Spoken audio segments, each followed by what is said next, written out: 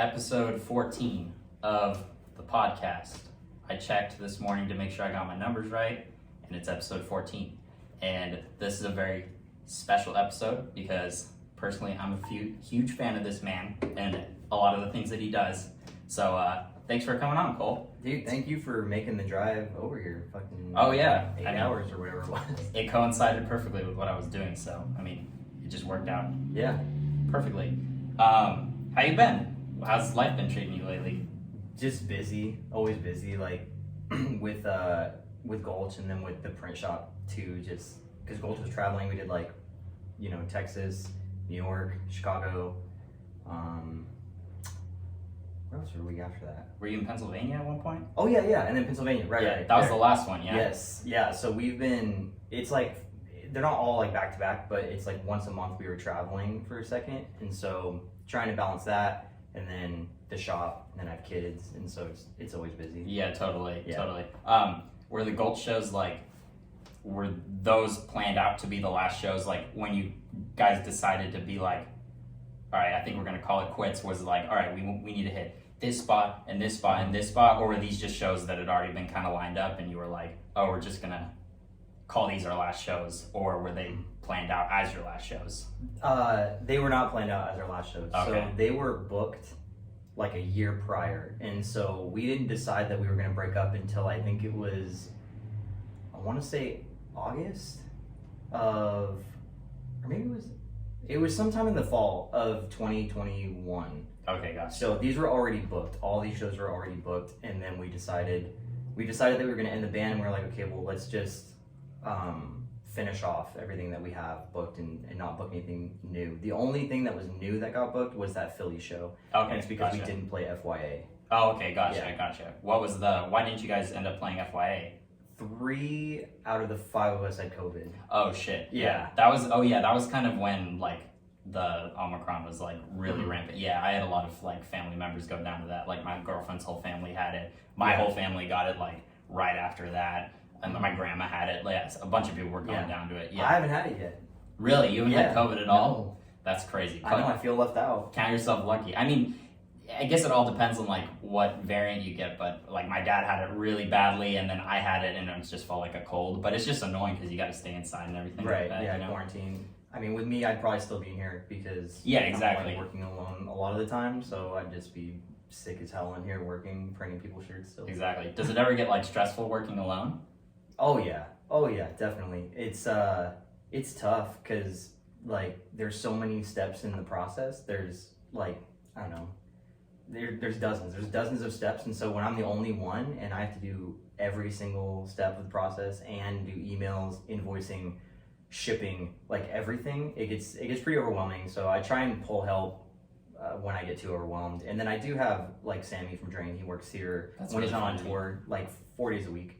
Oh, nice. When he's not on tour. What are Sammy's duties around here? He is like my right hand man. He does everything.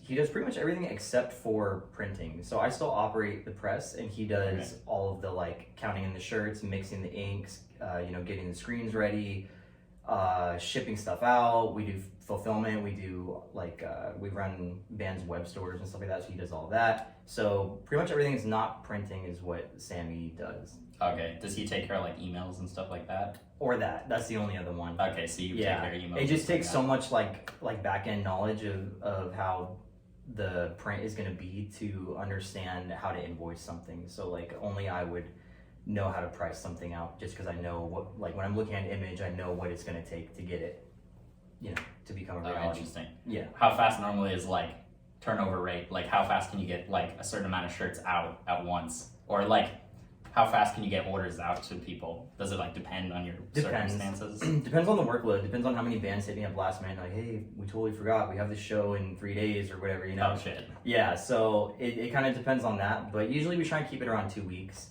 But sometimes it's a little longer, especially when there's a lot of bands touring at the same time, because then we're hitting large numbers to stock up a band for their entire tour. And so when multiple bands are doing that, it gets pretty hectic because we're trying to pump out thousands of shirts in a short amount of time. That's crazy. And it's just you and Sammy?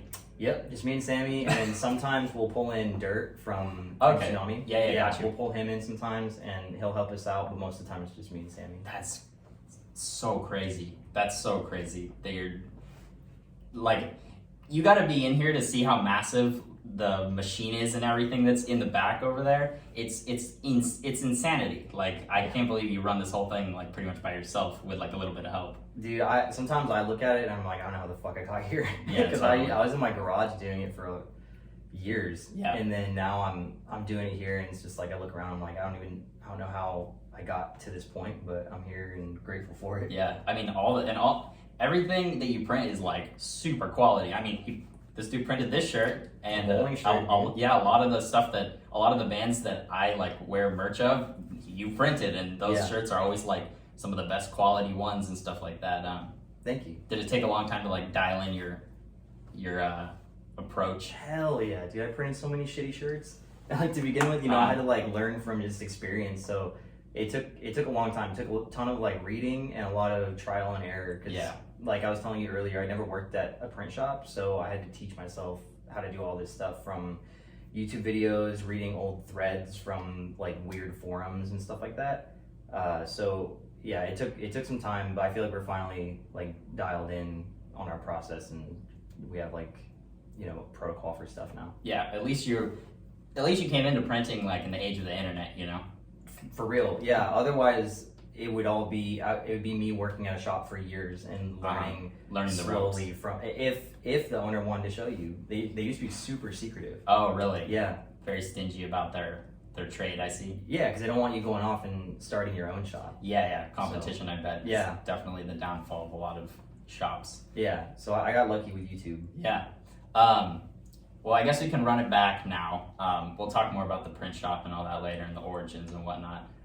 But if we could run it back like all the way to when you were like a kid or whatever, what was it? If you want to give a little bit of like background on yourself and like where you grew up and that sort of thing. Yeah.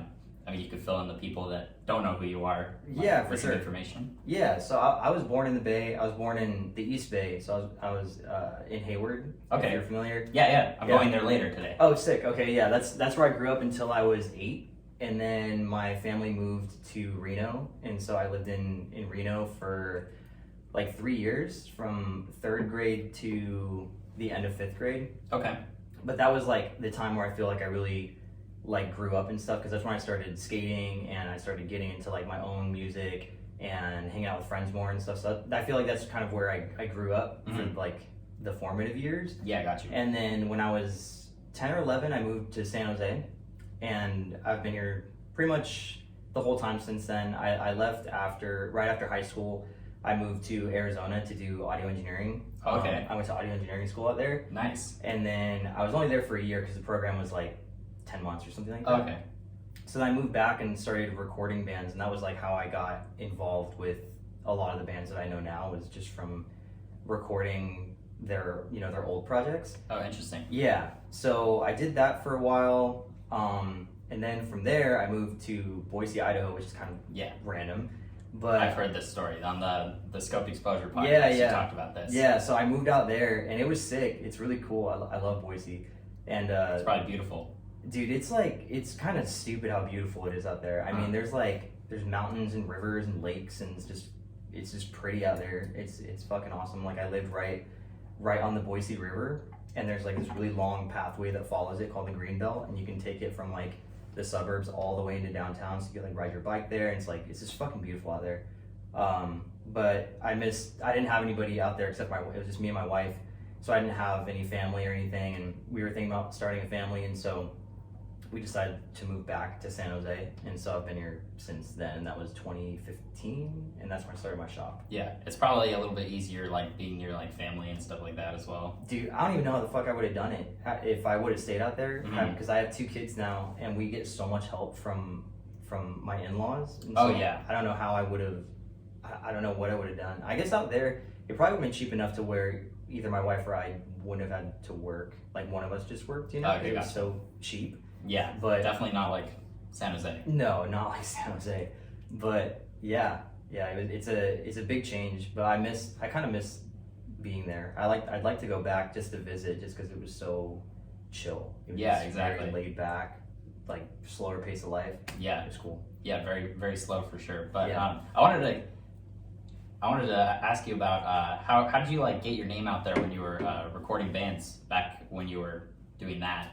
Like, how did you already have connections and stuff like that, or Kind of, yeah. okay. Kind of, a little bit. Just from, man, did I have a band before that? I'm trying to remember because me and Elliot played in a band a long time ago. I'm trying to remember if it started before. Oh, it did. It's because it started when I was in high school. Okay, gotcha. So I was playing in that band and we were playing, locally and stuff like that. So I got to meet some people, but it really took off when I came back from audio engineering school and I recorded the guy. It was pretty much a couple of the guys from Hands of God, their old project. Yeah. So I recorded them, and that was the first time I met like a lot of those guys. I hadn't met them before, and they knew a lot of people in the scene. And so after recording their band, they like put the word out and helped me do my thing. I never had like a studio. I didn't have a studio name or anything. It was just me just recording people. Yeah, so it's like your connection to a few people and then their connection to a lot of people. Yeah. It's like kind of how you brought in people. Pretty much, and that's like how the print shop's been too. Just it's all been word of mouth, It's Yeah, exactly. like you have like your core group of people, and they all, put the word out. Put the word out for you. Yeah. Yeah, definitely. Did you meet Elliot in high school? Yes, but not Yeah. at high school. So he did go to my high school, but I didn't know him at the time, and then he transferred to a different high school. But I met him through a mutual friend that was at my high school, and we had a Spanish class together. And this dude came in with a hardcore shirt, which was cool because like nobody was really into hardcore at my high school. And so I was like, yo, like that's a sick shirt. It was like the straight edge band called I think it was called Repentance or Repent. Repentance might be a modern band, but anyway, he was wearing it, and dude, all these fucking band names, every band name's taken. You know what I mean? For sure. Yeah. But yeah, so him and I became friends, and he was like, hey, like I play in this band with a couple other guys. You should come and jam with us. We could use another guitar player. I was like, damn, for sure. Like I hadn't played in a band before, and so they already had songs, and they just taught them to me, and then I played them, and me and Elliot hit it off, and we've been playing in bands since then. And that was 2009. That's crazy. I don't think a lot of people can say they have a friendship that's spanned like that long in their life, Yeah, he's one of my oldest friends. Yeah, and like maintained it. Yeah. You were talking about guitar. Do you remember how you initially picked up an instrument in the first place? Was it guitar or like what? Yeah. It was guitar. Dude. That was like the first thing. It wasn't like orchestra or something like that in No. like the grade school and stuff like that. Dude, fucking School of Rock. School of Rock. Yeah. Dude. I watched me as School of well. Rock and I was like, I have to play guitar.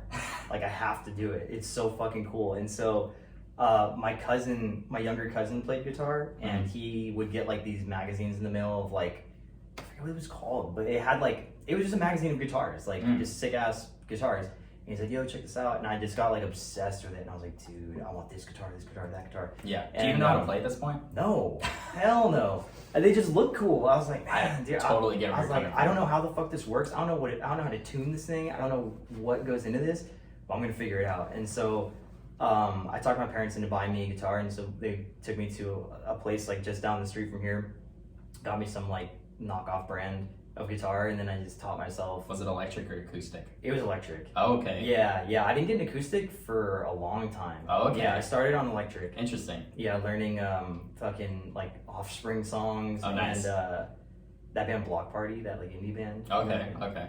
So I learned their stuff, and then just taught myself from there. I took lessons for like a year. Okay. Where they Gotcha. just taught me like how to read tablature and Oh, shit nice. like that. Yeah. So like the basics and stuff like that. Yeah, just basics. But yeah, then just kind of, I don't know, took it from there. Took it from there, yeah. Yeah. I'm assuming you've probably been playing ever since.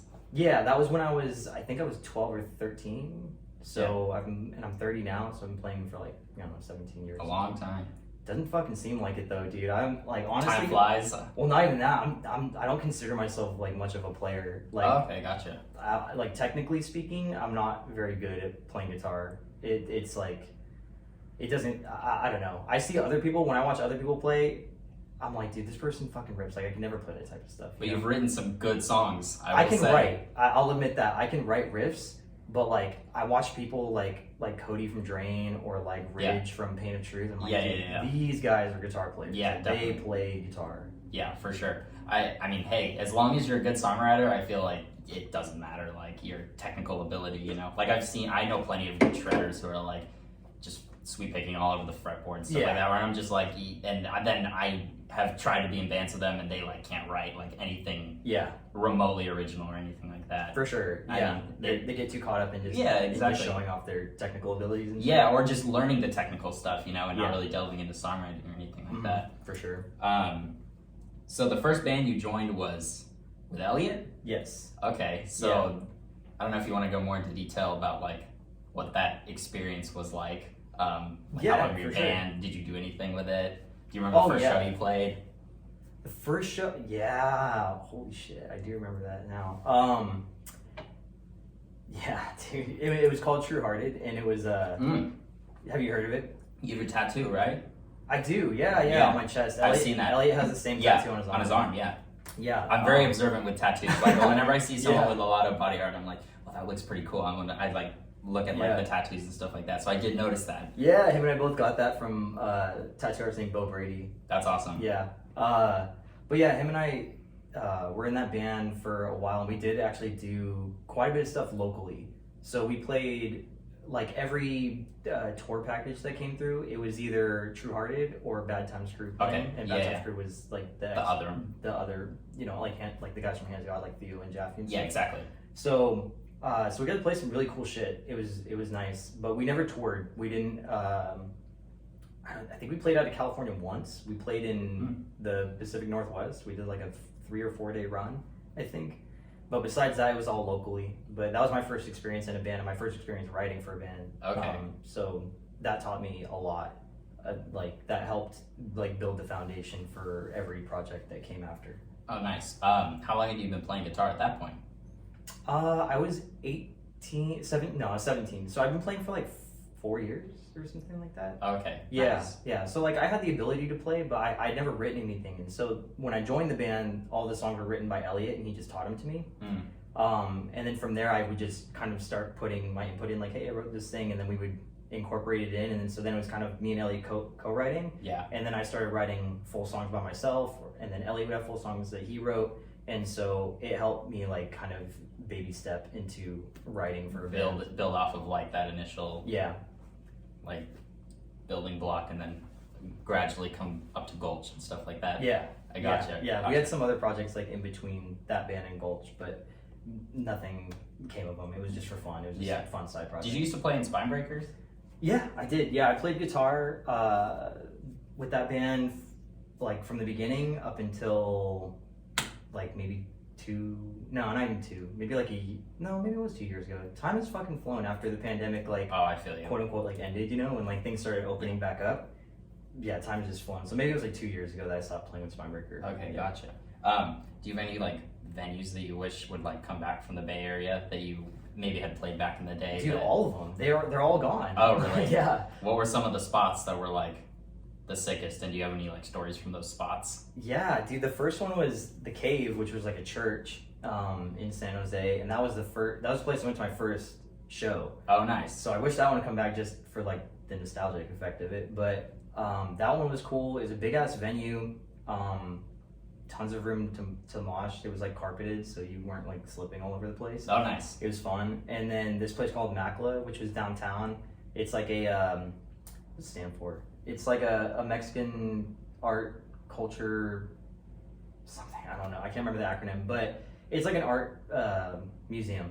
And then they also had a venue, which was kind of strange, but they had a venue in there. Okay. And I got to see some cool people come through there. Like they always did like Hoods Fest there, and I got to see like that band Death Star and Parkway Drive played there. That was cool. Okay, nice. There was there was a lot of packages that went through there, but that spot closed down years and years ago. And then after that, it was just like, once that one fell, we were just fucked. Like we would find a venue and we'd like throw a show there, and then there'd be like some big ass fight and it would shut down. So we'd find another venue, and then there'd be like some big ass fight and then shut down. And so that's like the story, or like the trend of like San Jose. Like get a venue, ruin it, like burn it, move on to the next one. The fucking next venue. Like that's just how it's been. Like 1 or 2 shows. Yeah, 2 if you're lucky. That's insane. Actually, there was another spot that there was a lot of shows at. It was a roller rink. It's called Aloha. Okay. Did you like throw shows in the roller rink area, or No, was there like I a separate wish, area? dude. I wish. No, it was next to the roller rink where Okay. like you would go to get like it was at like the concession stand where you go to get popcorn or drinks or whatever. So it was a really narrow spot, but I saw like because I went to a lot of metalcore shows, and so I saw Okay. like Winds of Plague and As Blood Runs Black there, and I saw I think Alicia played there once, and yeah, that was an interesting one because people would be fucking roller skating like. They go in not knowing there's a show and they're just roller skating and then everybody's just like going wild. It's like a slam dance pit in the back and stuff. Yeah, and then Terror played once and somebody threw like a chair or something. Oh my god. Yeah, it was crazy. It was a cool venue though. But yeah, there's really only X Bar here. Yeah. Right now. That's what I've seen. Like Yeah. most of the hardcore stuff that rolls through here, it's at the X Bar, but that's not in San Jose though. Yeah. Technically no, it's Cupertino, but it's close. It's close. It borders San Jose, so it's Okay, gotcha. Yeah. Well, more than one show has gone down there for sure. Dude, they're gonna keep happening there, I'm sure, until we find something different. But That's awesome. But it's a cool venue. Like I like going there. It's it gets a little old going there like every weekend, but yeah, whatever. It's hard having you get what you get. Yeah, exactly. I feel like it'd be tough going to like one venue and stuff, and because I mean, even at my local venues down south, it's like we're lucky we have like a good amount of like different spots. Like we got some DIY spots that we have some like big venues like 1720 and stuff like that, and there's a good mix of stuff. So I feel like we can like kind of mix up where we're going on weekends and stuff. So that's rad, dude. Do you have any Bay Area bands that you wish would come back, or that never got their due before they broke up or anything like that? Or do you wish all of them would stay dead? Nah, I mean, it was all the time. It was a time and place, you know what I mean? Like, it was cool when I was seeing it, but if they came back now, it'd be fun for one show, you know? But if they came back, like, permanently, it'd be it's just kind of dated, you know what I mean? Gotcha. But I do wish Hands God would come back. I wish that every day. Dude, I wish that every day as well. And I actually interviewed Xavier from Hands of God, the last interview I did, and then I did Theo before that. So I've asked both of them, like, is Hands of God can come back? And they're like, honestly, we don't even know what's happening with Hands of God. Dude, that's better than a hard no. No, for sure, for sure. Theo actually told me some stuff. I'm not going to share it because it's obviously for them to spill, but yeah, like there's some stuff that could come out in the future. Damn, I don't even know about that. I can tell you after. Okay. But do you have do you remember meeting, besides Elliot obviously because we've gotten into that, do you remember meeting like the other dudes from Gulch for the first time of the current lineup? Yeah, absolutely. I met Sammy at a show in Santa Cruz at Sabrosa. If you've ever seen like videos of that venue, it's the Anarchist bookstore. It's fucking yeah, definitely. Yeah, so I met Sammy there because he was drumming for a different band called Young Love. Okay. And I only knew him as a singer of Drain. I think I'd printed for Drain at that point. So I may have met him briefly when he like picked up shirts or something, but I didn't really talk to him until that show. Was that a long time ago, or was that like more okay, yeah, because Drain's been around a long time. They've been around a long time. Well, I say a long time ago. Maybe it was 7 years ago. I don't know. That's kind of long. So I saw him drumming for this band. I had no idea that he could drum because I only knew him as like the singer. So I was expecting like, oh, like they just needed somebody to drum or whatever. Like I felt like, I don't know why, because I know so many people in the scene, so like I just figured if this guy can drum, I would have heard about it. You know? So when I saw him drumming, I was just fucking blown away because it was so good. Yeah, he's a really good drummer, and he hits so hard, dude. That's my biggest pet peeve is when drummers don't hit hard. I hate that. So when I saw him drum, I was like, dude, this guy, like, I think it's on video. I think there's a video of me and Elliot like nudging each other and pointing, and I said to him like, yo, we need this guy for this project. Oh, really? Yeah, because we had already decided that we were going to start Gulch. I don't think it had a name yet, but we knew that we were going to start a band. We needed to find members. And so when I saw him drum, I was like, yo, Elliot, like, we need this guy. So I hit him up and I was like, yo, you're really good at drumming. Like, let's get together and just jam and just see what happens. And I didn't know what to expect, if we were going to like vibe or whatever. So we met up at Santa Cruz rehearsal studios in near downtown. And and we just got in a room and jammed together, and it was so easy to write music with him and play with him because you just clicked. Well, yeah, we just clicked on like a personal level, and also he's so good that any idea I have, I'm like, can you do this? And he's like, yeah, and he'll just do it. And I'm like, fuck, can you do it this way? And he can do anything. So it's like anything that I want to hear, he can do. Yeah. And so it just worked so perfect. So perfectly. Yeah.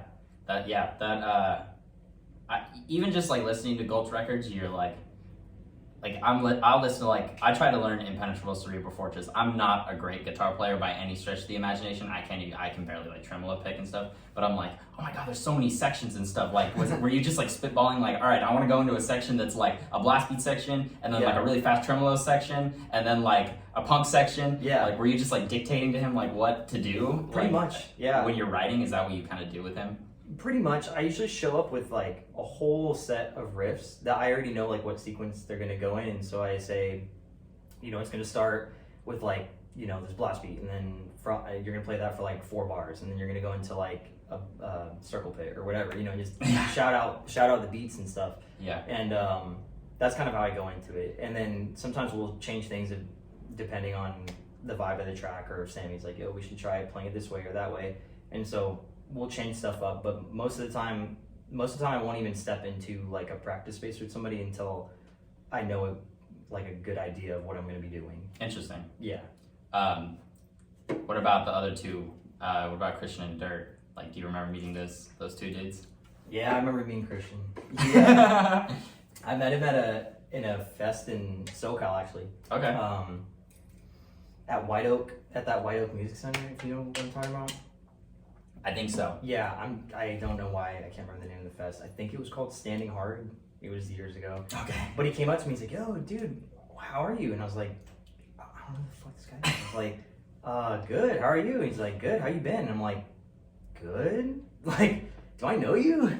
He's like, yeah, I'm a Christian. I play in this band called Cease. And I was like, oh, for sure. And like, I knew his band, but I'm like, I've never fucking met this guy. That's I was like, really funny. I was like, dude, this guy's strange. And then, so from there, that was like my only interaction with him. And then flash forward like a year or two after that, Spinebreaker was going to go on a tour, and Joseph from Tsunami plays bass in Spinebreaker, and he couldn't go. And so we were like, fuck, we need somebody to fill in. Like, who can play? Like, who can play this style, and who's like available? And so we're like, man, there's that one guy, Christian, that plays guitar in Cease. Like, maybe he'd be down. That one guy. We didn't fucking know him, you know what I mean? We're about to go on a 10-day tour. Yeah. And we're like, let's just ask. So we hit him up and we're like, hey, would you be down to do this? And he was like 17 years old. Oh, really? Yeah, and he was like, yeah, I'm down. And we're like, okay, cool. And so, you know, he pulled, like, day comes where we're going to leave. He pulls up to my spot, and I was printing in my garage at the time. So he came in, I was finishing up the Spinebreaker merch. He's like, hey, can you make like a one-off for me, like in a different color? And I'm like, dude, this guy's fucking annoying. Like, I've never met this dude. He just comes up here, he starts asking for custom-made shit, and I was like, for free? For free. Yeah. I was like, yeah, I guess. So I'm like, pick a color off the wall or whatever, and I made it for him. But that tour was when I really got to know him, and he's just fucking hilarious. Oh, really? Yeah. Oh, him and I vibe like very well. He's my best friend, and so we're always doing shit together, and we've like built such a good friendship just from that tour. We were just laughing so fucking hard the whole time. It's stupid memes like, dude, it's not even a funny meme, but Dat Boy was like fucking killing me on the tour. Yeah. I don't know why, we're just dying at Dat Boy, dude. It's hilarious. But yeah, so that's how I met him. And then the original bass player, Tim, I met through Sammy because they played the Drain together. Yeah. And so I asked Sammy, I was like, do you know any bass players? And he was like, yeah, Tim plays. The drummer of Drain, he plays bass, or plays guitar. And so usually if you can play guitar, you can play bass. And so, so we brought him into a practice, and him and I vibed super well. And so, you know, we became friends, and then I think that finished up the lineup. Yeah, Christian and, I should go back. So at the end of the Spinebreaker tour, Christian was like, we should start a band together. And I was like, yeah, like I'm down. Like, we'll do a band one day. And he's like, I want it to be heavy and fast and blah, blah, blah. I was like, okay. So then I had the idea in the back of my head, like, okay, I have to start this band eventually with Christian. And so finally... Oh, interesting. Yeah, so like after a while, I started writing for Gulch. It wasn't Gulch yet, but I just started writing. I was like, oh, this would be good for like what Christian was thinking about. Mm-hmm. So I hit him up, I was like, hey, you want to play in this band? And he was like, yeah, let's do it. And then I was living with Elliot, so I was like, Elliot, do you want to front this? And he was like, yeah, just write the music and then I'll write to it. And then so, you know, then we found Sammy and Tim, and then that was it. Rounded out the lineup. Yeah. Interesting. Was there like a mission statement with Gulch? Like, were you just like, I guess we're just going to start this kind of eclectic project or was it like, oh, we're going to go hard with this and try to get big or not get big, but Yeah. like, you know, try to do something with this? I don't really, it was so long ago, I don't remember what the intention was. I don't think we ever even thought that far into it. It was seriously just because Christian wanted to start a band. That's really funny. So like, I was like, okay, and so I just started writing something, and so I didn't know what was going to happen with it, you know, and so we just did those 3 songs on the demo and put that out on cassette, and the response was like, okay, and I've told this story so many times on a lot of other stuff, but at our first show, like, our friends were there. No one watched. Yeah, I think it was You're the Knife, Jukai, and Jesus Peace, and then us, or something like that. There might have been one other band on the bill, but we opened, and like, my friends didn't even watch. They all stood outside. I don't know why the fuck they didn't watch us, but anyway, so Gulch was not big right off the bat. Like, we played a couple shows that, you know, had like 15 people there. So, yeah, it wasn't really until the EP came out that like it started gaining traction. Yeah, what's like what would be, you say, like a songwriting process like for a Gulch song? Is it like everyone kind of collaborating on it, or is it more just like this is someone comes with like some riffs, someone comes with a beat? Like, how would you say that a Gulch song comes together typically? Most of the time it's me writing like the initial drum stuff. Yeah, I write the drum, not like every hit, but like I write the drum patterns in my head, and then from there I start writing riffs to like the drum and patterns I have, where I'm like, okay, it's gonna do this beat and then this beat and then this beat. I'm like, okay, so I have to write a riff that will go with that, and so then I write the riff in my head too. I don't even pick up my fucking guitar until I know exactly what I'm gonna play. I don't know if that's normal or not, but so once I have basically the foundation for an entire song, then I will hit up Sammy and be like, hey, let's get together, have these ideas, let's, you know, flesh them out. And so we get together, and then we'll go through it and get like a rough version of a song going. We'll sit on that for a second, and I'll be like, okay, let's tweak this and that and the other. And then once a song is like done, that's when we teach it to like Christian, and at the time Tim, and now Dirt.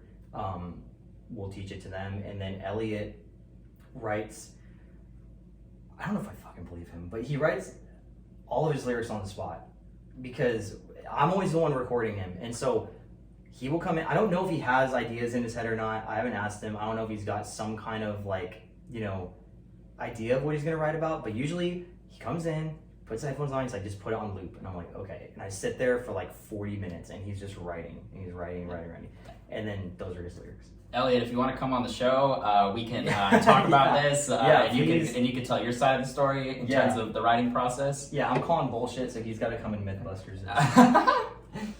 We'll get it done.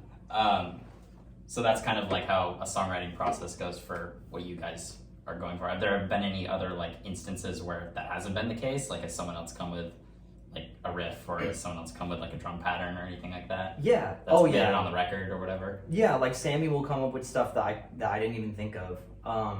Like there's that weird like dance beat at the end of All Fall Down the Well. It's like he's the one who came up with that. Again, he was like, look, just bear with me. Just play the riff. I'm gonna play this thing. Just like have an open mind or whatever. And so he played down like, dude, that's sick. So sometimes there'll be contributions from other people. Like Christian has written a couple riffs in the songs. But yeah, like I said, for the most part, it's me. But yeah, of course, there's like contributions from other people. Everybody. Yeah. What was it like recording the EP? Because I mean, you've talked pretty much extensively about like recording the record. Yeah. Where it's like you guys did that in like one take, like the songs in one take? Yeah. The first 4 tracks. Yeah. Okay, those were all done in one take. One take. Yeah. Interesting. So, what was it like recording the EP? Was it kind of like a jam session where you're all in the same room, or was it like track by track, or like, it was multi-tracked? Yeah, okay. It was totally different because we did with a different engineer. Okay. And so that was the only way I knew of recording was multi-tracking. Mm-hmm. Like even though I went to audio engineering school, like with the hardcore bands, nobody ever wanted to live track, and I didn't even have the means to do it anyway. I didn't have enough microphones or the space or the proper like separations, you know, between instruments so that I don't get too much bleed in microphones and stuff. Yeah. So we just multi-tracked where it was, you know, we laid down drums and scratch guitars, and then we'd go in and do the real guitars, and then do the real bass, and then vocals last. And so that one was a different experience. But at the time it was all I knew, so it was cool. Like we recorded with Toshio from Band Studios, who does like everything. Extinguish, and I know I could name like 50 bands, but yeah, so he does a lot, and so we recorded with him that way, and it turned out awesome, and we had a great time, and he's an awesome dude, and he's a friend of mine. But then we went and did the LP with Jack Shirley at Atomic Garden, and I know that his specialty is recording everything live. Okay. And so we went into it wanting to do that, and after doing that, it was like, well, this is the only way we're going to record from now on, because it works so well. Definitely captures the live energy of you guys for sure. It makes it easier, because what happens when you're multi-tracking is you're like hypercritical about everything that you're playing, because you're hearing mostly only yourself, and you know that all the focus is on you. But when you're tracking with everybody, little imperfections you don't get hung up on, and it doesn't like trip you up. You know what I mean? You're not like, oh fuck, and then you mess up the next riff or something. So it's just it's a better feel recording together. Okay, gotcha. Yeah, I could see that. It's kind of, again, more of like the live feel, like the concert feel. I wanted to talk about also the artwork for it, and how you came about.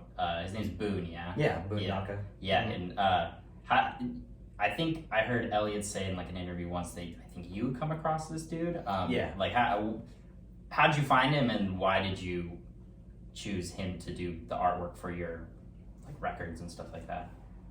Dude, Instagram explore page. Really? Yeah. I was scrolling through, and he's a tattoo artist, so it's kind of funny that this post, like, it's just kind of interesting, and like stars aligning that this post even showed up. But he also paints, but most of his posts are of tattoos, and so I happened to come across one of his paintings when I was scrolling through mindlessly, just fucking scrolling. As you do. As people do. And so it caught my eye, and I was like, yo, what is this? And I clicked on it, and I was like, damn, this is a sick painting.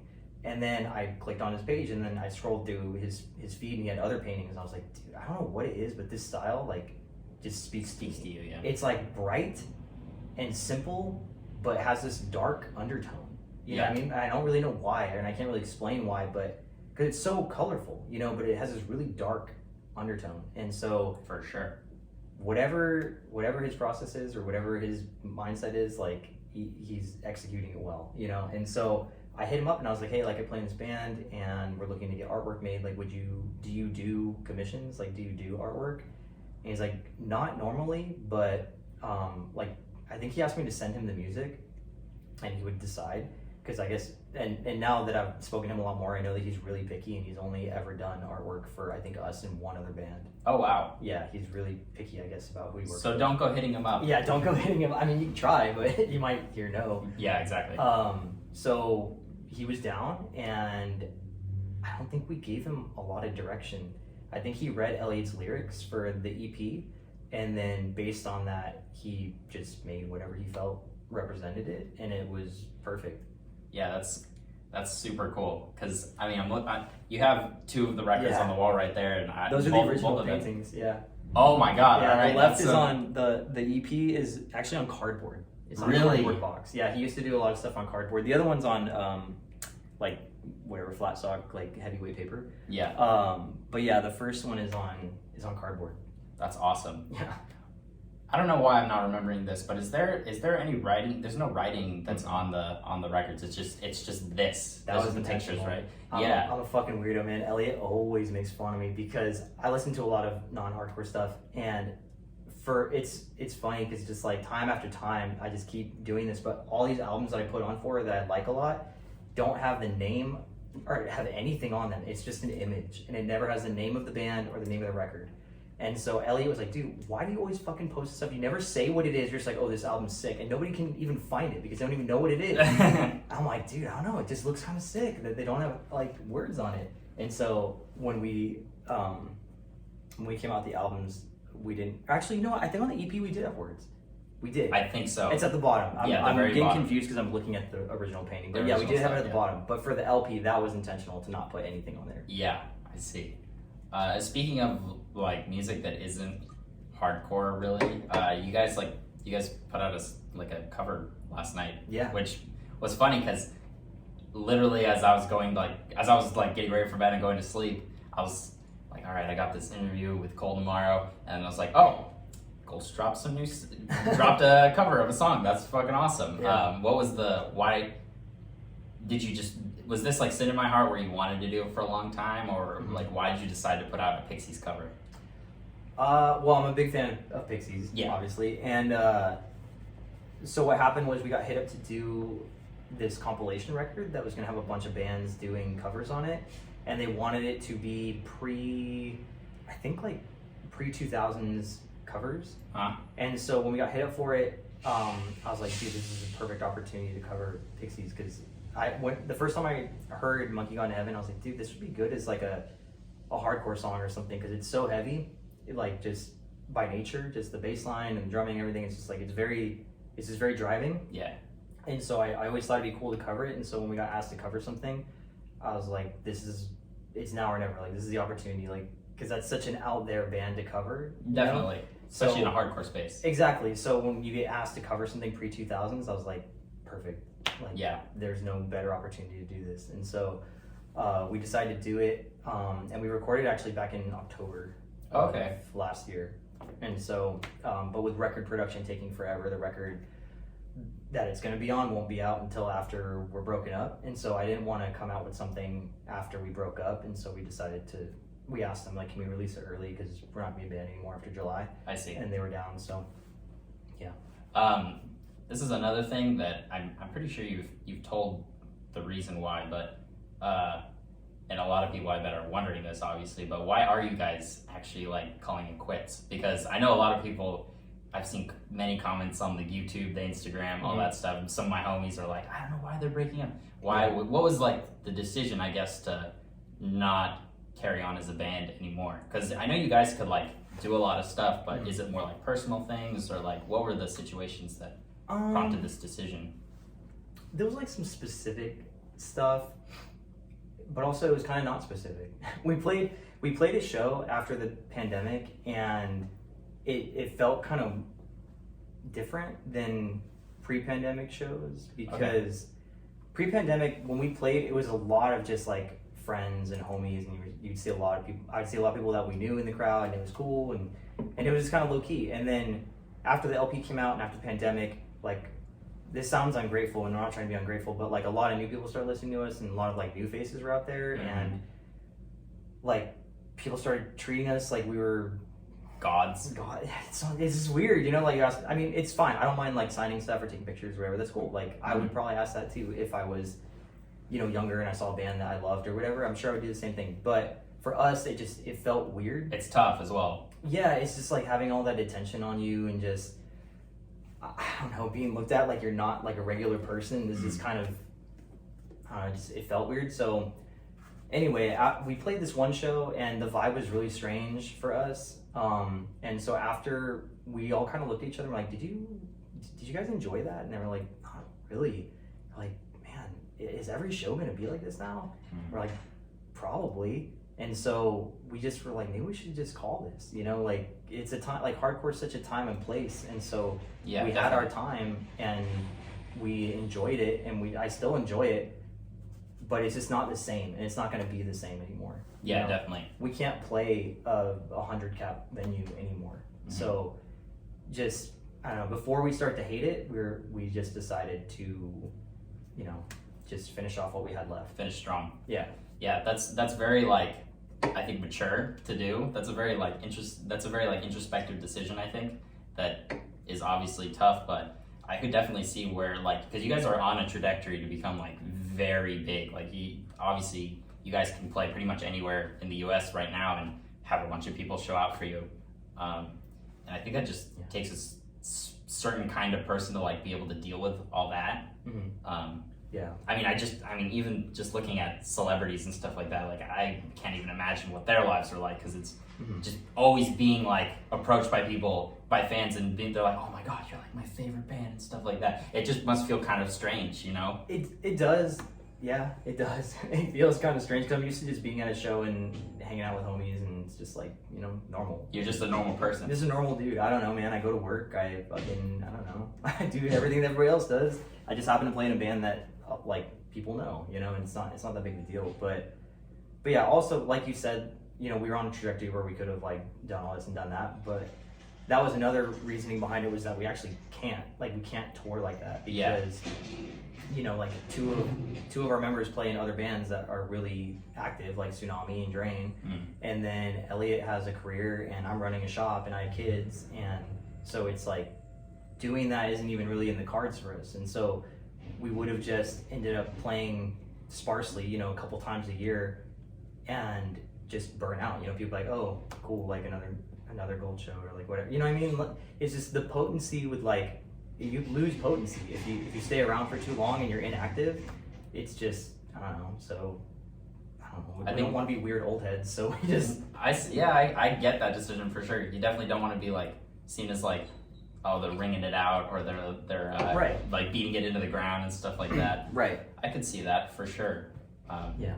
I personally am like, dang, Gulch is breaking up, but I do get where you're coming from for sure. That is must have been a tough decision as well. Yeah, I mean, I'm gonna miss it a lot. I think we all are gonna miss it. I mostly am gonna miss making that kind of music because I love writing. Like that's my favorite thing to do is to write the music. So that part's gonna suck to not get to do that anymore, which means that I'll probably end up starting another project because I'm gonna need that outlet. Exactly. But yeah, I think it was the right decision to make, because since we made that decision, Tsunami and Drain have only ramped up. You know, so exactly. It's like that decision would have been made for us had we waited. You know, had we gotten to this point and still remained a band, we would have made the same decision just later.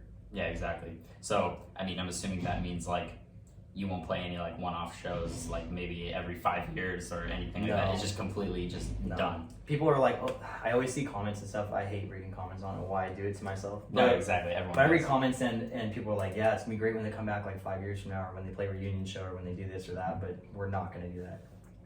I'm saying it now to hold myself to it because I don't want to do it, and I don't think anybody else wants to do it. But I don't want to do reunion and stuff like that. I don't think it's necessary. Yeah, I mean, you can definitely look back on this time like very fondly, I think, though, because I mean, you made an impact for sure. Not a ton.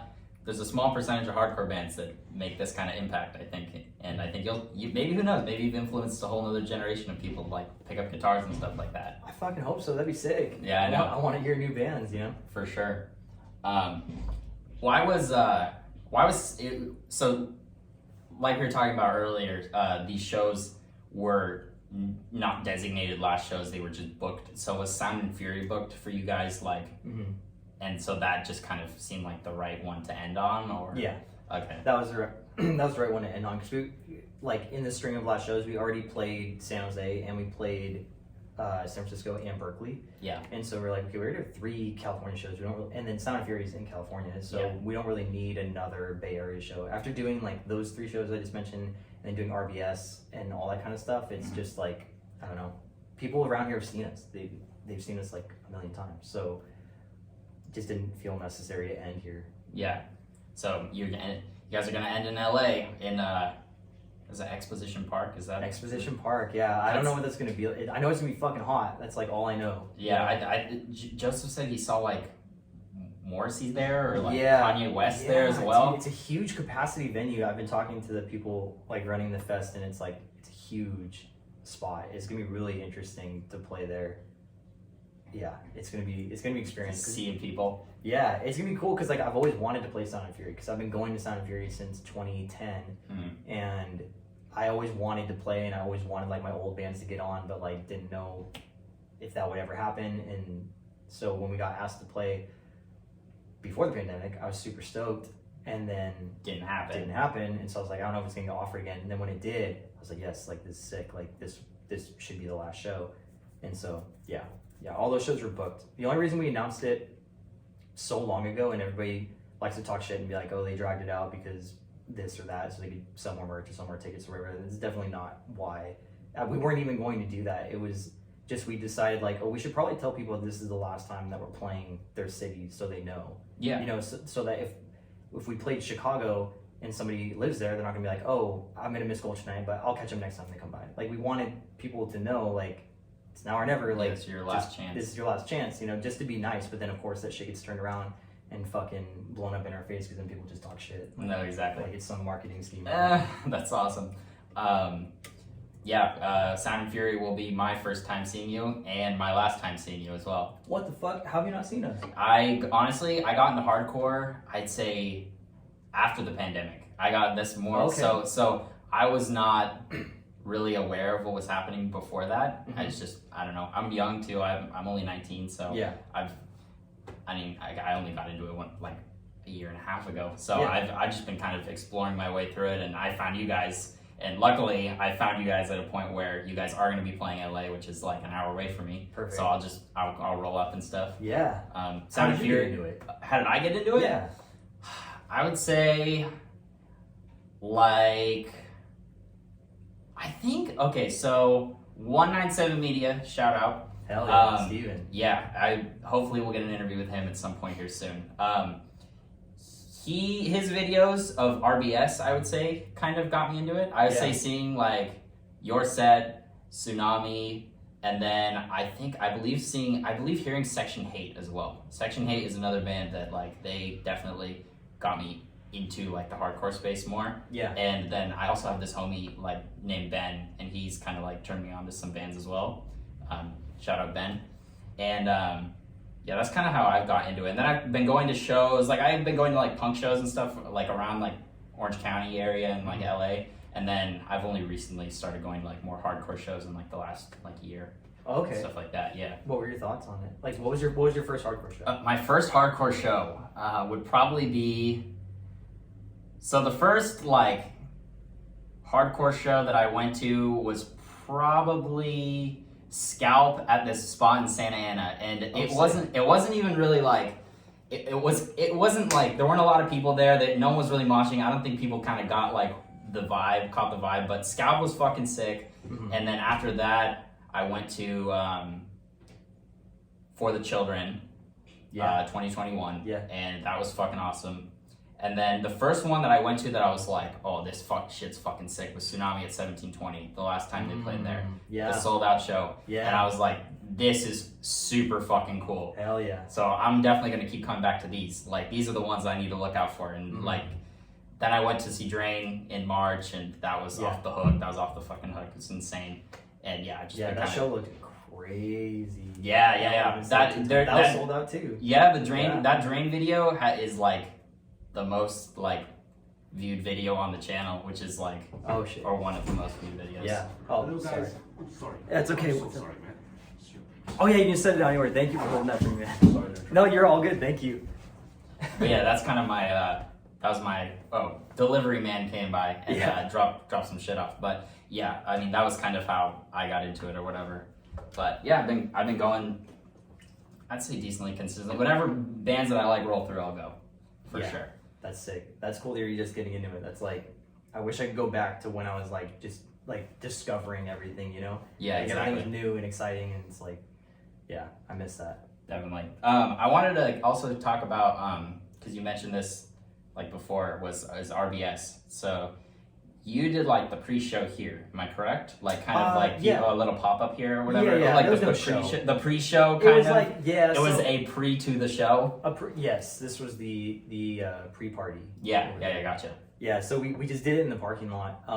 Put up some like easy up tents and stuff, and just sold merch out here because we were talking about me and the other dudes who were putting on. I played like very little involvement in putting on besides doing the pop-up, but the guys who were putting on, I talked to them and I was like, man, it might be really hard to sell merch at this spot, you know, because we all have merch, and I think there's gonna be a decent amount of people there, and it's definitely not. Yeah, a lot more people showed up than what I could have even imagined. But so we're just thinking about it, we're like, well, let's not like sell merch like during the opening bands and stuff like that, and I don't want to have like a long line or whatever. And so I was like, let's just do a pop-up at my shop like during the day, you know, because like I printed all the merch for all the bands that played, so let's just do something here. And so we decided to do a little pop-up, and I thought maybe like 100 people would show up to the pop-up. And then because we sold like entry or admission for the show here too, because we figured people are already like here and they're probably going to the show too, so let's just deal with like as many wristbands as we can here. And fucking 1,000 people rolled through the shop. I couldn't believe it. We were selling merch consistently for like I think 4 or 5 hours like straight, and the line wrapped so I'm at the front of this parking lot. So it wrapped to the back of the parking lot, around, and then out onto the street, and then down the street. And the line, I asked somebody, like when they finally got to me, I was like, you were obviously in the back of the line at one point. I was like, how long did it take you to get from the back of the line to here? And like 2 hours. Oh my goodness. And it was solid like that. Oh up until I had to go out there, because it was like 4 You're or like, 5 we're o'clock. done. Yeah, I had to just call it. I'd be like, we gotta go, like set up at the show. Like I gotta go. You gotta get out of here. So we just shut it down.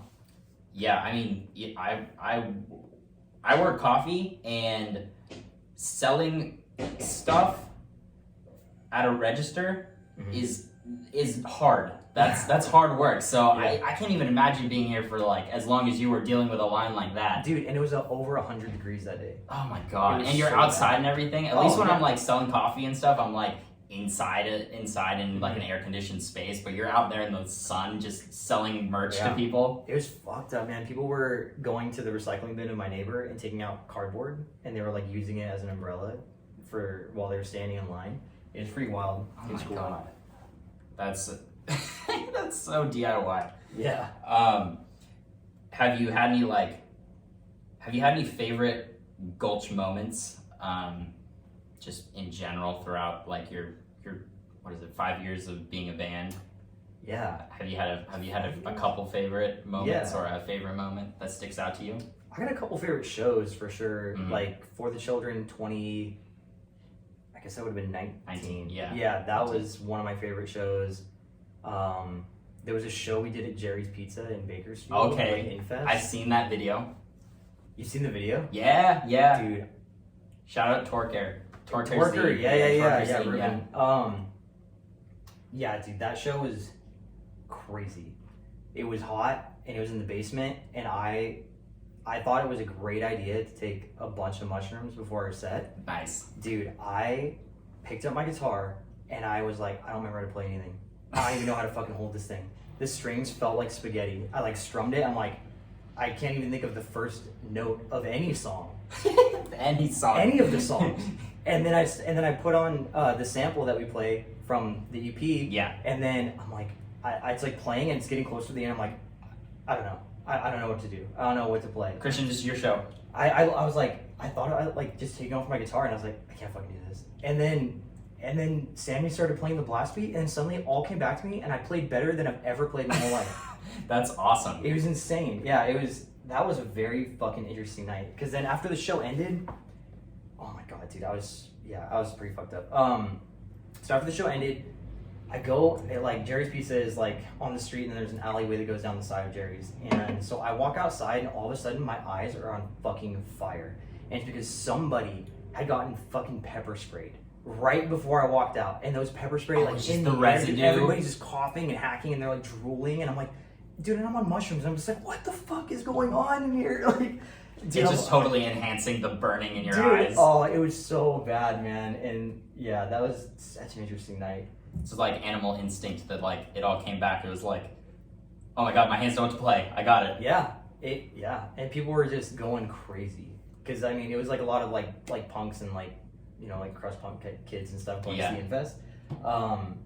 And I don't know, the vibe was fucking cool. It was really fun. I was There's something my about favorite. playing like in a basement or a tight space or something like that, Mhm. and just a bunch of people being like in there and just like moving and stuff. It's just super Yeah, it was really fun. But yeah, other moments, I don't know, we always have fun. Like whenever we've traveled, like, to play fests or do like our tours and stuff like that, we always have so much fun together. Mhm. It's like, it's so silly, and it's so like, just, I don't know, it's just fun. We just have a good ass time. Like I know a lot of people like get in the van, they just put in their AirPods and they just like, do their own thing, but we're always just cracking up. Like whenever we're together, it's chaotic. It's a jolly good time. Yeah. That's awesome. I wanted to go over to the more, we were talking about it earlier, obviously, but more to the print side of things as well. Mhm. Do you want to give like, I know you've talked about this obviously, but if you want to give like the abbreviated version of the like printhead origin story and Mhm. stuff like that, then you could, to fill in the people who possibly have not seen any of your interviews. Yeah. You can do that. Yeah. if you would like. I'll try and keep it super short. Okay, I was living in Idaho. I wanted to come back to California, but I didn't want to work. I was working in coffee for like a long time, and I didn't want to do that anymore. Yeah. So I was like, I kind of want to start my own business. I didn't know what to do. And so I thought like, okay, what's like something like in my community or like in my group that people need that they're not getting. And I was like, okay, well, bands get shirts done and they all get them done at a shop in LA. And so I was like, you know, maybe if I started a shop in the Bay, then at least my friends' bands would print me. And I knew that I had at least that. And so I moved back, bought like just a small equipment package used on Craigslist from some dude who's selling it for dirt cheap, and put it in my garage and started just messing around and trying to learn how to print and going on YouTube. And luckily there's fucking a million tutorials on there. Yeah. And so I just learned through that and then just started printing for like close friends. And then from there, within like 2 weeks, I was doing it full time. That's really funny. Yeah. And Full time Yeah. since 2015? 2015. Yeah, I started in August of 2015, so I'm coming up on my 7th year doing it. But yeah, basically I just tried to think of a business that I thought would have any chance of making it. And so shirts was like the only thing I could think of because I had friends that were in bands. And so from there it just built off of that. And then yeah, not gonna lie, being in Gulch helped a lot. Yeah, I'm sure. Yeah, like Gulch getting big and then like Get your clout up a little bit. not even, it's just more of just like Notoriety. kind of, but also just like people are like, oh, that's Cole from Gulch. Like I know he's not gonna fuck me over. You know what I mean? So you know, They don't even know you at all. Well, yeah, but like it gives some familiarity. You know, Yeah, it's not exactly. just some random. Yeah. You know, it's like, oh, okay, like I've seen that guy at shows. I've met him. I see him. Like I know what he's about. I know what he's about. Yeah. Like Bands are more likely to trust yeah, you. he'll probably do a good job, or he'll probably at least hit my deadline, or like whatever. You know. Uh-huh. What's the worst you've like fucked up on an order? And have you gotten any blowback from it? Like from just the artist? Dude, anytime I fuck up, I fix it. Okay, so gotcha. I have fucked up for sure, but I always fix it for free, you know, because it's my fuck up. But well, you're wearing one of my fuck ups right now. Yeah, this is one of the Scowl bowling shirts. I'm gonna expose like whoever made this, but it's the How Flowers Grow on the back, and it says How Flowers. There's no R in the flowers. So any of you who have these, look on the back, and if you haven't noticed it, yeah, you'll notice there's a spelling error. But that's not exactly your fault. I'm pretty sure in the fine print of my invoices it says like check for spelling. I'm pretty sure. So I think I'm covered. Okay, cool. But yeah, there's been times where I fucked up, but I always fix it, and people are always chill about it. You know what I mean? So yeah, They're always cool about it. yeah, nothing catastrophic. Like I don't think I've ever missed a deadline. There you go. That's like one that I pride myself on. Like if a band needs something for a show, I always get it done. Like either way before they need it or like the day of or whatever. Like I don't ever miss that because I know it's important for them to have that because that's how they make money. Gotcha. So I don't want to fuck with that, you know. Yeah. How long were you printing in your garage for? I did that for the first 2 years, and then I moved into a shop. Okay, gotcha. Yeah. And it was not this space. Or No, was this is my third shop. Okay. Yeah. So I started in a really small one, graduated to a little bit bigger one, and then now I'm in this one. This And big I'm old pretty warehouse. much outgrown it. And I need to move into a bigger one. Oh, really? Yeah, I probably won't because it's such a pain. I Yeah. mean, you saw the equipment. Like that That's a stuff's. lot. Oh my god. It's yeah. not like, oh, let me just throw it in the back of my pickup and we'll take it somewhere. It's like, no, I have to literally hire like an equipment moving company with like a fucking flatbed and like a forklift and whatever to lift that shit and move it. It's a big pain. Yeah, it's like it's a giant machine. Yeah, it's thousands of pounds. Like it has to sit there. You gotta get the right electrical stuff for it. You gotta run cable like up to the ceiling and drop it down. Dude, it's a fucking pain. So yeah, I would like to just stay here forever because like I told you, I live across the street. So there's no better place for my shop to be, you know? Yeah. Mind if I ask how much one of those things costs? The machine, The machine, yeah. brand new, anywhere between like 60 to 80,000. I got it used. Everything I have is used. Mhm. I bought maybe one thing new before. How much did that cost? Like That was like 4,000. Oh, okay. Yeah, that's not like nothing, but I mean, 80,000, man. Yeah, That's dude, insanity. dude, yeah, that the oven in there, the dryer that I was Yeah. talking about, that's like another like 60 new. So it's like if somebody, but dude, there's people out there who just get loans and they're like, oh, I'm gonna start a print shop and I need like I need all this big equipment, and they fucking get like $200,000 loans, and then they open up their shop and then they're just buried in debt, fails. dude. Oh, I man. own everything here outright, which is not a nice feeling. I'm not in debt, so. Yeah. Speaking on the business side of things, have there been any like big learning moments for you in terms of like business stuff, like I mean like taxes or like paying off bills and stuff like that. Like what's been like the biggest like learning moment for you on the business side of things, I would say, in terms of handling money? It's not even like that type of stuff, not even like the taxes or like accounting or shit like that, but like learning that I don't have to say yes to everything, because I said yes to everything for so long and it burnt me out so bad. And so I'm trying to not say yes to every single thing that comes through the door, because it ends up spreading me too thin. And then instead of doing a good job for like a small amount of people, I'm doing like an okay job for like a large amount of people. Okay, gotcha. So I'm trying to focus on like dialing it back a little bit. Okay, gotcha. Yeah, which I feel like you're in a spot now where you can do that. Some people like Luckily. have to say everything, say yes Yes. to everything, you know? Yeah, I'm trying. My goal would be to dial it back to just bands. Okay, gotcha. Just doing bands. That's it. Oh, so what else do you do? Like, what have you done? Like, Not a whole lot else. I do stuff for tattoo shops. I actually still want to do stuff for tattoo shops. that's So, pretty like, sick. yeah, they have cool art. But yeah, stuff like that. I do a couple things for like a local rec center. okay, Kind of want to drop them. Okay. I don't really like bringing that stuff. gotcha. I do stuff for like a 4th of July parade where they send me the designs that were created on fucking Microsoft Word, and it's Oh, like shit from Getty Images, and like, dude, it's terrible. So I'm Just trying like super saturated and stuff just like just that. shitty, just pixelated. Yeah, and exactly, Terrible. exactly. And they're like, here, can you work with this? I'm like, fuck no, I can't work with this. Yeah, exactly. Yeah, so I don't know. I just like printing for bands. That's what I enjoy doing. I see. Have you moved into like hats as well? Yeah, I do. Okay. I do some embroidery too. I Uh-huh. just started offering that. Yeah, so because I that's- saw that with like Spy had some hats that Yeah. you printed. Yeah, Yeah, I did some spy hats. I did some tsunami hats. some Field scowl Flames. as well. I didn't do the scowl. You didn't I do did those ones, scallop okay. hats. Oh, you did scowl. Oh yeah, I have yeah, one of those. Yeah. Yep. I think I did out of pocket. Okay. Yeah, so I'm starting to offer hats because I like hats. So it's Yeah, cool. they're fun. Yeah, Did you print that one that you're wearing? I did. That's yeah, awesome. yeah. So yeah, I got the little print head hat.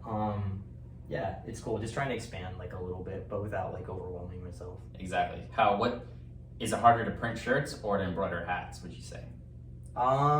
Dude, they're equally hard. It's I just don't know. different It's ways. just different. They're so different from each other. I think there's a lot more that can go wrong with screen printing, especially because we print a lot of water-based ink, and so like the environment, depending on how like the humidity, the heat, the airflow, a lot of different things can happen. So there's a lot more variables in printing than in embroidery. Gotcha. Yeah. Would you have any advice for people that like want to start their own business? Yeah, don't get alone. Don't get into Don't debt. get alone. Yeah. Start like within your means. You know what I mean? Like, I know you can't do that with everything necessarily. Like a restaurant. Well, I guess with a restaurant you kind of can. If you were doing just like pop-ups and then did a food truck and then did a restaurant, but like, just start within your means. Like, don't get into fucking debt. You're gonna burn yourself easily, because if your business doesn't do well, you still owe that money. So just start small. Start within your group, within your like your group of friends or like whatever, and just build. Go from there. slowly. That's what I did. I just built super steady and slowly. Because like there's other shops out there that have been around for less time than me, but they're much larger than me. But that's because they grew really fast, and maybe they're successful. I don't really know, but I found that growing slow was much more manageable, less stressful, and less risky. Gotcha. Have there been any bands or designs that have been like thrown at you where you've been like, I don't know if I can print this? Like All the time. Yeah, there's Yeah. like too much going on Yeah. and stuff like that. If I don't think I can do a good job at it, I'll turn it down. Gotcha. Yeah, because I'm a little bit limited because I only have an 8-color press. So like, Okay. if somebody sends me something that like is a million colors, there's tricks to like bring down the color count, but it's sacrificing certain details and stuff like that. So if I don't think it's going to turn out well with 8 colors, I'll be like, I don't think I'm a good fit for this. Like, you should probably get it done by somebody with a bigger press or like whatever. Gotcha. Are there any like favorite designs that you've done? Like a specific design that you've been like, yeah, that was really fun to print and it turned out really well. Have there been any favorites like that in that regard? Yeah, there was one I did. I think I actually have it hanging up, but I did it for the first time that Drain played Sound of Fury. Okay. And it was a rip of a copper tone shirt, like the little copper tone girl with the dog like pulling her like bathing suit down or whatever. Yeah. Yeah, that one was cool. It was like a really photorealistic image, and it was fun to print. I don't know. Just printing for my homies is fun. You It's know what I fun, mean? yeah. Just like putting on. Sometimes we'll put on like the band that we're printing for. We'll just put them on the speakers and listen to it while we're printing it. And, That's so cool. It's just cool. I don't know. It's cool to. It's cool that we've built like a self-sustaining like ecosystem of people where it's like the bands, you know, print the shirts for.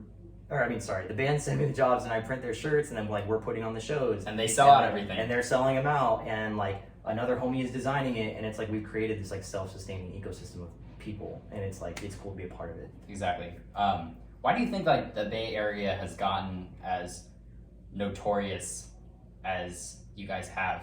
Like, where did that natural progression of things start getting bigger? Like, at what point was that happening? I think it was all coincidental, to be honest. Like, Okay. I think each band played a role in building up the other band around them. Because like Drain, Gulch, Tsunami, Hands of God, all started to like grow at the same time. And so I think it was people hearing about one and then finding the other, or vice versa. But yeah, I think it kind of just came out of nowhere. And then once like RBS show happened, everybody was looking at the Bay. You know. Yeah, exactly. All right, well, I think those are all the questions I have. I have like 3 or 4 fan questions that I got. Oh, for shit, you. no way. Yeah, so I had put out a little thing on the Instagram. It's like, you got any questions for Cole? You can throw them at me.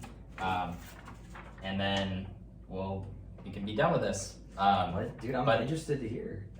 So I guess I already asked you this question, but do you have a second favorite Gulch show? Because someone asked what your favorite Gulch show was. Oh yeah, Bakersfield is for sure my favorite. Man, dude, second favorite. There's like so many up there. Like the Austin show that we just did. That one was Yes. so fucking fun. And it was big. It was big, and I had such a good time. And like Elliot's dad and his little sisters were there because they live in Austin. Oh, really? And it Okay. was just like I don't know. It was so fun, but I don't know. I don't know if I have. They're like all fun. Yeah, You yeah. know, anytime I get to play is fun. So it's hard to think. I'm trying to think of like anything crazy that happened that made me like one show over another. But I will say that ceremony show you guys played in Berkeley was off the hook. Like the one Yeah. in the big old like theater and stuff. I personally just seeing the video of that and seeing like as many people as there were, the big huge circle pit Yeah. to like Cries of Pleasure, Heavenly Pain. I'm like, and how fast you guys were playing too. I was like, this is off the hook, man. It's crazy. that one was fun. I enjoyed that show, and I'm happy that we played it and it was fun. But I hate playing on big stages. Yeah, it's Especially hard. when there's a Man. barricade. Yeah. Oh yeah. You know, that makes it even worse. Yeah. So like, and I get that they have to do that. It's a big venue. It's fucking UC Theater, but yeah, I'd much rather play in like a super small, In a sweaty basement. fucking basement. Yeah, In exactly. Bakersfield. Yeah, in Bakersfield, exactly. I'd love to do more of that. Yeah.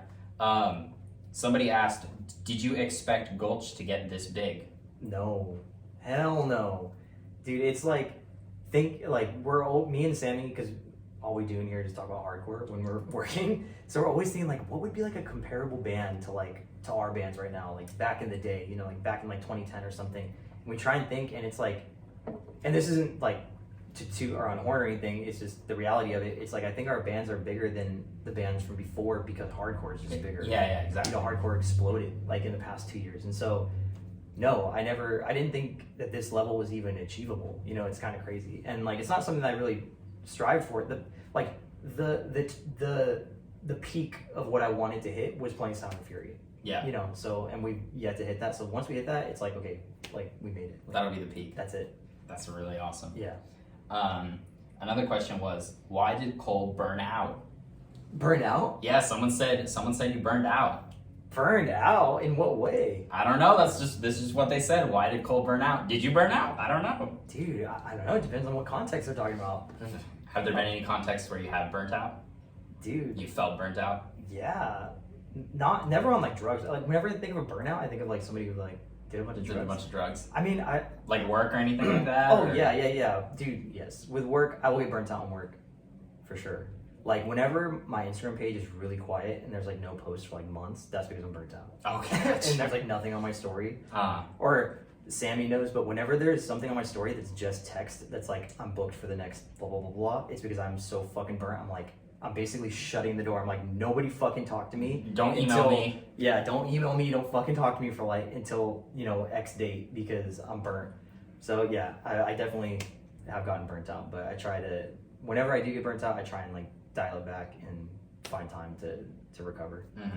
Another individual said, is it better to be cringy and free or to be based and reserved? Cringy and free, based and reserved. I'd say based and reserved for sure. Yeah. I'm like, yeah, I'm pretty reserved. Elliot's pretty reserved. Christian's pretty reserved. We're all like pretty reserved, like around people that we don't know. But then when we're together and we're like, when you're in a space that you're comfortable in, it's based as fuck. Like, yeah, we're based for sure. It's better to be based and reserved. You gotta pick. Funny. You gotta pick who you're based around. You gotta know who you want to bless with your basedness. Okay, I see you. I got you. And then the last one is, does Kolkakimoto like? Am I saying your last name right? Yeah. Does Kolkakimoto like Beyblades? Beyblades? Someone asked if you like Beyblades. Shit, I didn't have Beyblades when I was a kid. No. Yeah. I mean, I'm sure I'd love them, but I'm sure if you were probably in like 2nd or 3rd grade, you probably would have loved them. Probably. I had like little like radio controlled cars, like little like miniature ones. Yeah. I had such a badass time with those, but I never got into Beyblades, but I feel like I'd like it because I loved. Do you remember that show Robot Wars or Robo Wars? Yeah. They had like fucking axes and like exactly like, spinning knives and flamethrowers. Dude, I loved that shit. That show was like just the top tier thing. Entertainment. Yeah, exactly. I loved it. So I feel like Beyblades. Yeah, I feel like Beyblades is like the animated version of that. Yeah. Exactly. Yeah. I liked Beyblades when I was in 3rd grade. That was like my shit. So. It's not like it's just a toy, right? It's just a toy, yeah. Okay. Exactly. I didn't know if they had like a show. There's a show, but it's also a toy as well. Okay, because I'm only familiar with the toy. Yeah, exactly. I think I don't know actually what came first. I can't speak on this, but there is a toy and a show as well. Yeah, I was more into the toys than the show, but my friends were all up in the show. Right on. And then my last question. For this, and thank you again for doing this. This has been a swell time. Even though it's of course roasting out here in Dude, in 103. Yeah, it's quite warm. Do you have any advice for younger people or just anyone in general who want to start a business or a band or anything, or just want to do anything? Like, would you have any advice for them? I kind of already touched on like the advice for like business stuff, but like for a band, just I don't know, just do it with your friends. Just do it with people that you have fun with. Like, it doesn't even matter if you guys are good at like playing your instrument, you know, because like the bands that I did a long time ago, none of us were very good at like our instruments, you know what I mean? But it was fun. Like, I had fun doing it. So just do it for fun. Don't try and sound like other bands. I hate that. I hate when people just create like bands that just rip stuff, you know. Just write whatever you want to write, you know. But besides that sounds like the lamest advice ever. It's like, be yourself. Like, just be yourself. But it's true. It's true, man. It's true, yeah. I don't know, dude. Like, when I wrote the EP for Gulch, like, I was like, nobody's gonna fucking like this. This is so like weird and eclectic. Like, no one's gonna like this, but people do. So just do what you want to do and be yourself. And if people like it, sick. And if they don't, whatever. At least you did what you wanted to do, and you make music for yourself, not for other people. Yeah, exactly. And that's what I think it's about at the end of the day. Is doing it for yourself, and not because you want to like get huge or something like that. Yeah, I do this shit selfishly for myself. Fuck everybody. I don't give a shit what they think. Yeah, exactly. And sometimes you need that mindset, man, for sure. Yeah. Well, yeah. Again, thank you for doing this. This has been a pleasure. Again, I'm a huge fan of like what you've been doing and what you continue to do. And thanks to whoever watches this. Hope you enjoyed. And episode 14. Yeah, episode 14. We're done. Thank you. I don't do.